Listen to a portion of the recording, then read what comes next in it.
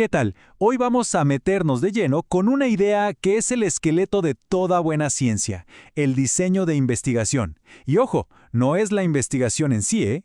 Es algo que viene antes. Es, por así decirlo, el plano, el mapa que nos va a guiar en todo el viaje hacia el descubrimiento. Y a todo esto, ¿qué tiene que ver la ciencia con construir una casa? Suena un poco raro, pero la conexión es buenísima. A ver, ¿quién en su sano juicio empieza a levantar paredes sin un plano? Nadie, ¿verdad? Bueno, en la ciencia es exactamente igual. El diseño es esa visión, ese plan abstracto de cómo vamos a construir nuestro edificio de conocimiento muchísimo antes de poner el primer ladrillo.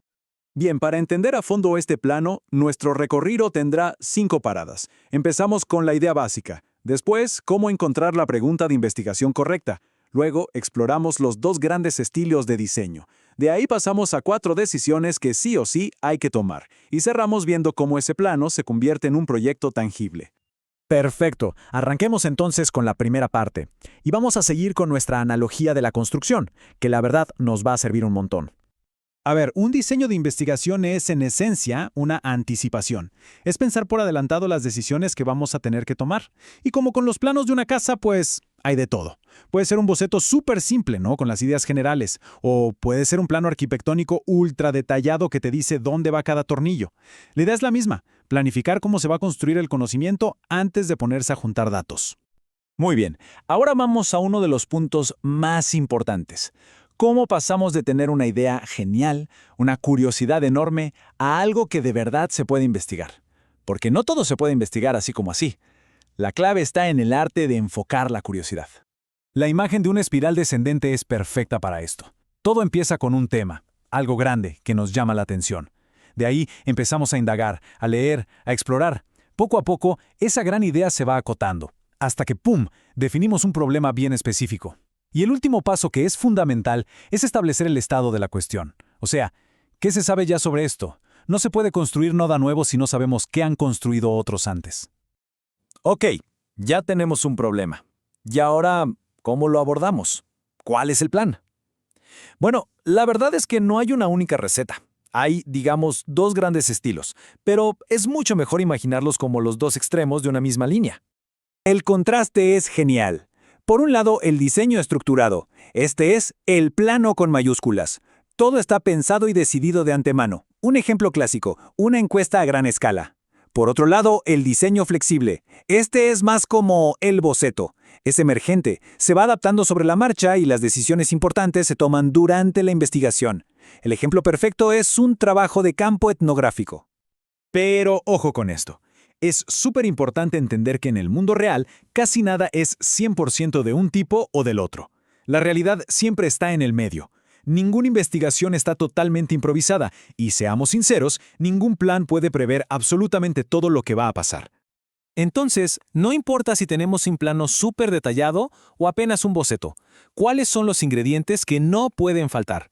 Resulta que hay 4 decisiones clave, 4 pilares que sostienen cualquier tipo de investigación. Son estas 4. Primero, el problema, o sea, ¿qué vamos a estudiar exactamente? Segundo, la selección, ¿a quién o a qué vamos a observar? Tercero, la recolección, ¿cómo vamos a obtener la información? Y cuarto, claro, el análisis, ¿qué vamos a hacer con todos esos datos para que nos digan algo interesante? Y aquí viene un giro interesante. La clave está en el cuándo se toman estas decisiones. Algunas se toman en acto, o sea, ya están listas y cerradas antes de empezar. Otras se quedan en potencia, como una posibilidad que solo se va a definir bien una vez que estemos metidos en la investigación. Veámoslo con ejemplos para que quede súper claro. En la selección, una lista fija de personas para una encuesta. Eso es acto. En cambio, identificar a una persona clave para entrevistar, ya estando en el campo, eso es potencia. Lo mismo con la recolección. Un cuestionario con preguntas fijas, puro acto. Pero una guía de entrevista, que es flexible y se adapta a la conversación, eso es pura potencia. Bueno, y ya para ir cerrando, todo este diseño, todo este plano que hemos estado pensando, no se puede quedar solo en la cabeza. En algún momento hay que ponerlo en papel, hay que formalizarlo. Y justo en ese momento es cuando un diseño se convierte en un proyecto. El proyecto es, básicamente, el documento escrito. Es el diseño puesto en palabras para cumplir con los requisitos de una institución, ya sea para aprobar una tesis o para conseguir financiamiento. Y un proyecto formal, por lo general, tiene todas estas partes: un título, un resumen, los objetivos, el marco teórico, la metodología bien detallada. Y por supuesto, la parte práctica: un plan de trabajo, un cronograma, un presupuesto. En fin, es el plano completo listo para que alguien lo evalúe y dé luz verde. Y con esto cerramos. Como vimos, el diseño de investigación es mucho más que un trámite. Es el arte de transformar una simple curiosidad en un plan de acción sólido. Así que la pregunta que queda flotando es, ¿cuál es esa gran pregunta que anda por ahí esperando a que alguien le dibuje su propio plano para empezar a construir una respuesta? Hoy nos vamos a meter con las encuestas. Sí, esas que vemos por todos lados. Y todo, pero todo, se reduce a dos palabritas que escuchamos siempre y que en teoría nos dicen que podemos confiar en ellas. A ver, pensemos en esto. Es imposible hablar con toda la gente de un país, ¿verdad? Ni siquiera de una ciudad. Entonces, ¿cómo le hacen los investigadores para saber qué piensa un grupo enorme de personas? Bueno, la respuesta está en algo que se llama muestreo. O sea, en vez de analizar a todo el mundo, se toma una pequeña porción, una tajada, digamos, para tratar de entender el pastel completo. Pero, ojo, esto no es tan simple. Para que lo que dice ese grupito de verdad nos diga algo sobre el grupo grandote, bueno, esa muestra tiene que cumplir con dos requisitos clave. Y aquí es donde entran nuestras dos palabras mágicas: aleatoria y representativa.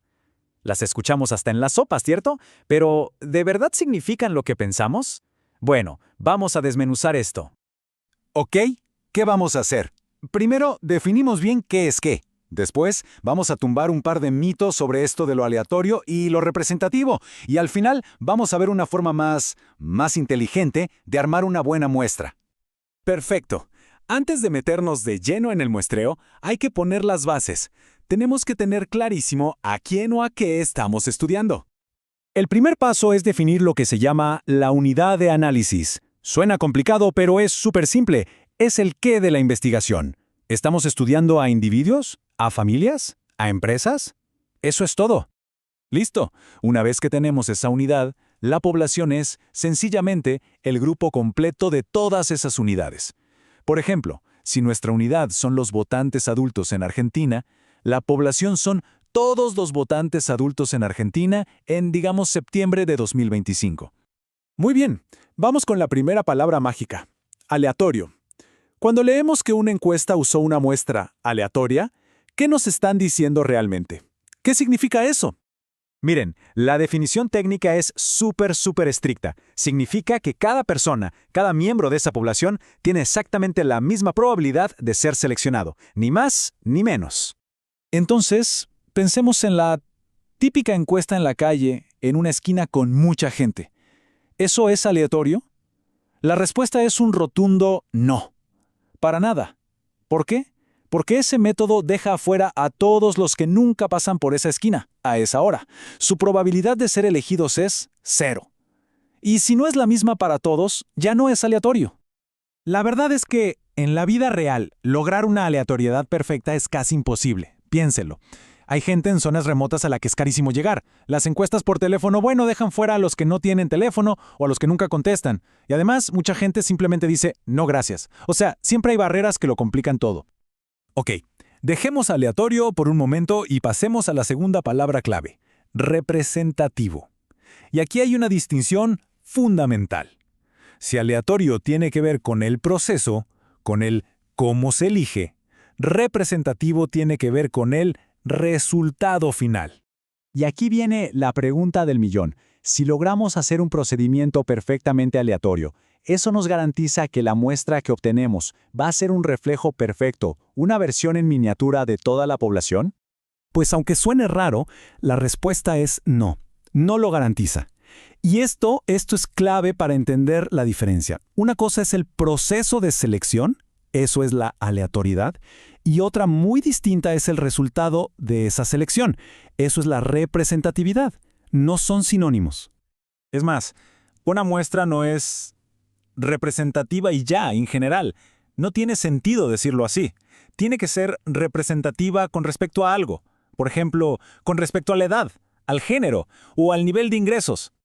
Y aquí viene la gran trampa. Mucha atención. Solo podemos saber si una muestra es representativa para características que ya conocemos, como las que salen en un censo. Pero para lo que realmente nos interesa en una encuesta de opinión, o sea, para las opiniones mismas, es imposible saber si la muestra es representativa. No tenemos contra qué compararla. Bueno, esto nos lleva a la parte final y a ver cómo se junta todo. Si la aleatoriedad no garantiza un resultado perfecto, ¿por qué es tan importante? Esta es la pregunta clave, ¿no? ¿Por qué tanto alboroto con el procedimiento aleatorio si al final no es una garantía de que la muestra será perfecta? Suena contradictorio. Aquí está el valor real. Es lo que se llama una garantía negativa. A ver, ¿qué es eso? No te promete que la muestra vaya a ser perfecta. Lo que sí te garantiza es que la persona que hizo la investigación no metió la mano. O sea, que no influyó con sus propios sesgos, ni queriendo ni sin querer. Si hay un error, es por pura suerte, por puro azar, no porque alguien eligió a dedo. Entonces, ¿hay alguna manera de tener lo mejor de los dos mundos? O sea, esa garantía contra el sesgo y al mismo tiempo asegurar un poco la representatividad. Pues sí, la hay. Y un método muy inteligente para eso es el muestreo sistemático. Fíjense qué interesante. El truco está en cómo se prepara la lista de la población antes de empezar. Si esa lista se ordena de forma estratégica, por ejemplo, por provincia, luego por género, este método se asegura de que la muestra final sea representativa para esas características. ¡Combina las dos cosas! Entonces, para quedarnos con la idea principal, aleatorio se refiere al proceso, a que sea un juego limpio.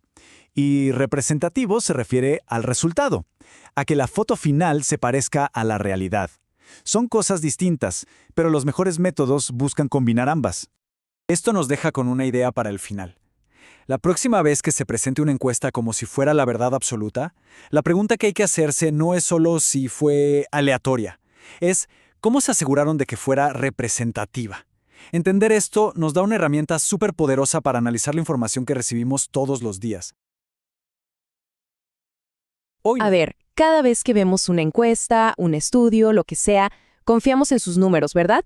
Pero ¿alguna vez nos hemos detenido a pensar cómo es que una opinión, una experiencia o una persona de carne y hueso termina convertida en un simple dato en una tabla? Hoy vamos a explorar justo eso, el proceso, a veces oculto, de cómo la realidad humana se traduce en números. Es que, piénsenlo, vemos estas tablas de datos por todas partes y se ven tan limpias, tan objetivas, pero detrás de cada fila y cada columna hay un viaje. Un viaje que va desde la complejidad, el desorden de la vida real, hasta esa pulcritud numérica. Y lo más importante, ese viaje está lleno de decisiones humanas. Para poder transformar algo tan humano como, digamos, el nivel de educación de alguien en un simple número, los investigadores no usan magia. No, usan un proceso, una especie de máquina que sigue unas instrucciones muy específicas. Y bueno, esa máquina tiene un nombre oficial. Se llama la definición operativa. Es, en esencia, la receta exacta que sigue un investigador para traducir un concepto abstracto como la educación en un dato concreto y que se pueda medir. Ok, todo esto suena un poco teórico, pero veámoslo en la práctica para que se entienda bien. ¿Cómo medimos algo que parece tan simple como el título de estudio o el nivel educativo de una persona? Fíjense en lo detallado que es el proceso. Primero se define la pregunta exacta. Luego se codifican las respuestas. Por ejemplo, si alguien dice licenciatura, eso se convierte en el número 3. Después vienen las reglas. ¿Cómo se hace la pregunta? ¿Se leen las opciones en voz alta? Y no termina ahí.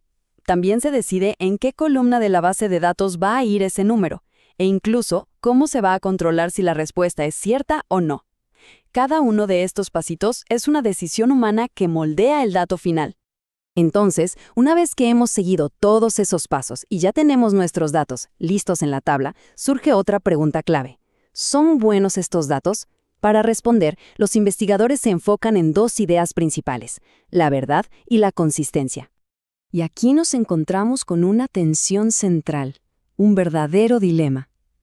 Por un lado, está la fidelidad.